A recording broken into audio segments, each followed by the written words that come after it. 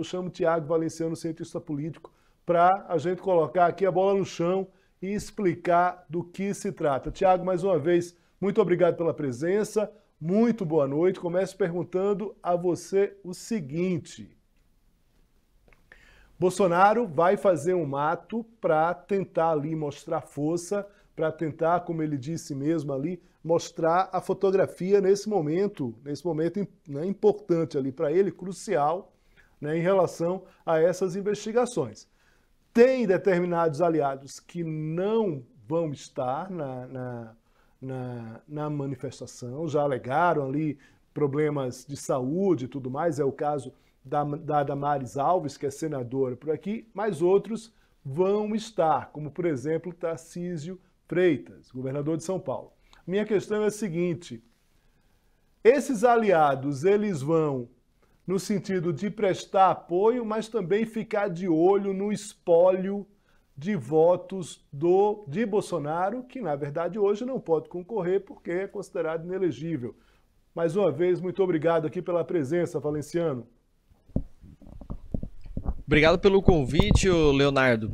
Na verdade, esses parlamentares, figuras políticas, empresários e tudo mais, eles vão estar com um pé aqui e outro pé acolá, né? Tá todo mundo com o pé em duas canoas, aproveitando o espólio eleitoral do Bolsonaro, por um lado, mas também de olho naquilo que pode vir a acontecer no futuro. Porque é aquela história: se eu tenho o espólio eleitoral do Bolsonaro para mim, eu aproveito esse espólio eleitoral, utilizo da melhor maneira e aí tento uma sobrevida no cenário político, ou um respiro, ou até uma ampliação de votos no cenário político a partir desse espólio. Se por outro lado eu fico um pouquinho distante do Bolsonaro, talvez eu consiga também conversar com aquele eleitor mais de centro, aquele eleitor que de repente não me escolheu nas eleições.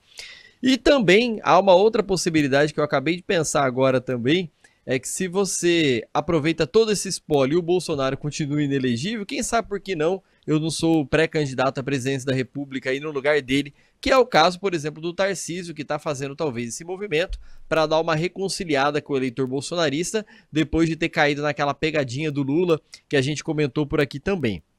O fato é que essa manifestação do dia 25 de fevereiro mostra bastante para nós qual que é a dimensão que você tem do poder quando você está fora dele. Quando o Bolsonaro era presidente da República, empresários faziam o maior esforço para poder participar desse tipo de manifestação, para estar presente, para tirar selfies com o presidente, para repercutir tudo isso nas redes sociais. Bolsonaro deixa de ser presidente da República, está no momento talvez um pouco mais de baixa em relação à sua popularidade, ainda que a internet e as pessoas não reflitam isso nas ruas. Eu dou uma afastada estratégica porque, afinal de contas, não é tão bom ficar tão perto assim do ex-governo, sendo que às vezes eu tenho benesses ou interesses que possam vir a partir do governo atual. Então é aquela recuada estratégica, aquela presença um pouco mais maciça em alguns eventos, outros não. Quer dizer, se eu sou notado, tá bem, se eu não sou também, tá tudo ok. Então talvez seja essa a estratégia que as pessoas vão utilizar, ou essas personalidades vão utilizar nessa manifestação agora do dia 25 de fevereiro. Tem um detalhe interessante também, é que o Bolsonaro pediu para que as pessoas concentrassem a manifestação num local só, com medo de esvaziar nos outros municípios e talvez passar uma vergonha nas redes sociais, e aí sim quebrar toda aquela narrativa que ele vinha criando no tempo que ele era presidente da República, de que, e de fato as ruas comprovavam isso, que as manifestações dele davam muito mais gente do que as manifestações de esquerda ou aquelas que estavam junto com o então ex-presidente e agora presidente Lula. Então talvez a estratégia de manter o 25 de fevereiro forte na Paulista também é para afastar essa possibilidade de esvaziar em outros municípios. Até porque o pedido feito para as pessoas que não podem vir em São Paulo é passar o dia com verde e amarelo, que aí já é um sinal de que você está do lado do ex-presidente. Tiago, eu queria te perguntar o seguinte: de que maneira, vamos tentar fazer aqui uma lista, se me permite aqui, tiver um lápis aí, vamos anotar também, peço para quem está nos assistindo aqui para anotar. O Tiago agora vai fazer algo que a gente não combinou, mas é sempre assim por aqui, que é o seguinte: quem de fato está disputando esse espólio hoje, né? Vamos dizer assim, essa cesta de votos vamos linguajar melhor aqui. Esse negócio de espólio é uma palavra meio rebuscada aqui. Deixa ela para a academia. Vamos colocar essa cesta de votos do Bolsonaro, que é inegável. Esse país ainda está polarizado, esse país ainda é dividido. Nas últimas pesquisas, o presidente Lula conseguiu ali um certo alívio, mas é um país extremamente dividido, onde a gente sabe da força política e eleitoral de Jair Bolsonaro. O fato é que existe um impedimento legal, uma decisão da Justiça de não deixá-lo disputar as eleições. Então ele tem ali, ele não vai disputar, mas ele tem um cesto de voto que pode funcionar como cabo eleitoral. A gente falou do Tarcísio, posso falar do Ricardo Nunes. Dos senadores que vão aqui, a gente vai ter Flávio Bolsonaro, Rogério Marinho, Magno Malta, Ciro Nogueira, Marcos Rogério, Jorge Seife, o astronauta Marcos Pontes, o Luiz Carlos Renzi, o Wilder Moraes, que é de Goiás, e o Marcos Duval, que é do Espírito Santo. Ou seja, vai ter Rio, que é o Flávio, Rio Grande do Norte, Rogério Marinho, Espírito Santo, Magno Malta, Espírito Santo também, Marcos Duval, Ciro Nogueira do PP, do Piauí, Rondônia, Marcos Rogério, Santa Catarina, o Seife, o Jorge Seife, São Paulo, o astronauta, Rio Grande do Sul, Heinze, Goiás, aqui eu já falei, que é o Wilder Moraes. De fato, ali, para essa disputa, primeiro uma coisa, né? Vamos lá, vamos colocar mais uma vez a bola no chão.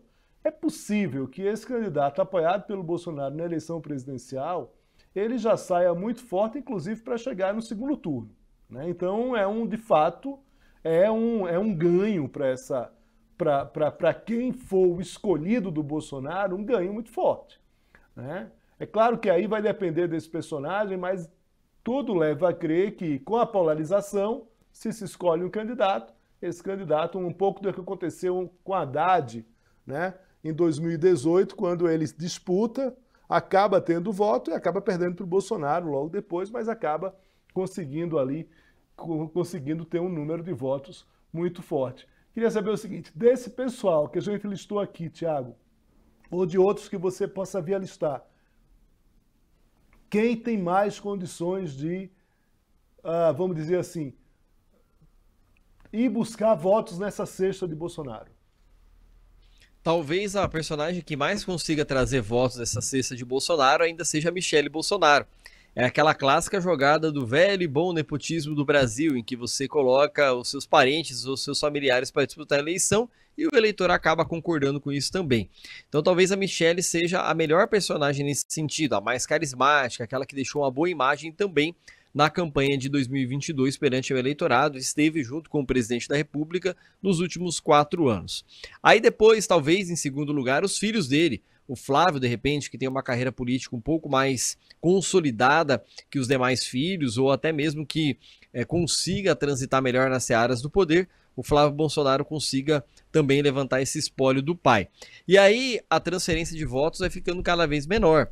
De pai para filho ou de marido para esposa, a transferência é ainda um pouco mais consistente. O eleitor consegue enxergar que é praticamente a mesma persona ou, apesar de CPFs diferentes, são pessoas que pensam mais ou menos da mesma maneira. Aí quando você já vai para o Tarcísio, que seria aí o terceiro colocado nesse meu ranking aqui, você já tem um personagem um pouco mais distante e aí já com mais dificuldade para conseguir fazer uma transferência máxima de votos, ainda que ele seja muito beneficiado.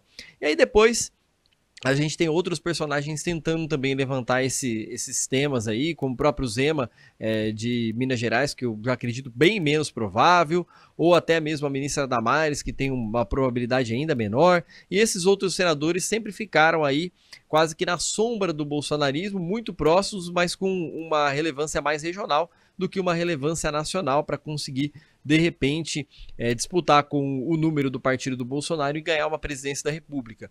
Então, talvez, na minha lista de apostas aí, eu ainda fico com a presidência, vindo com a esposa de Bolsonaro, depois com os filhos, e aí, por último, o Tarcísio no top 3 aí desse ranking.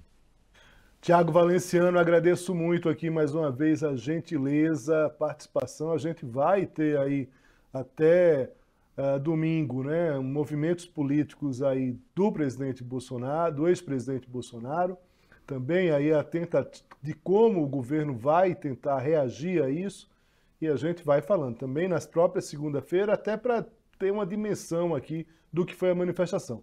Muito obrigado, boa tarde ainda boa tarde aqui no programa. Agradeço muito a sua participação, Thiago. Valeu.